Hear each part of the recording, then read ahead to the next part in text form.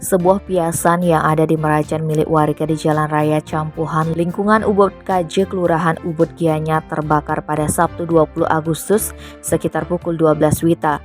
Kebakaran tersebut diduga disebabkan percikan api dari prosesi pembakaran saat upacara Ngabeni Setre Desa Adat Ubud.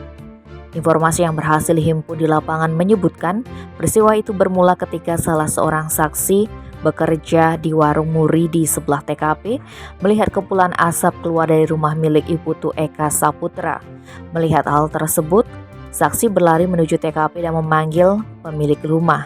Saat korban keluar dari kamar, dia kaget melihat piasan miliknya sudah terbakar.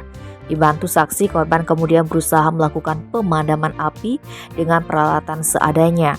Karena api terus membesar, korban akhirnya menghubungi pemadam kebakaran Gianyar.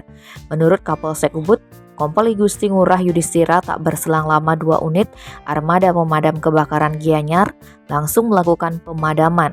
Pukul 12:45 WITA api berhasil dipadamkan.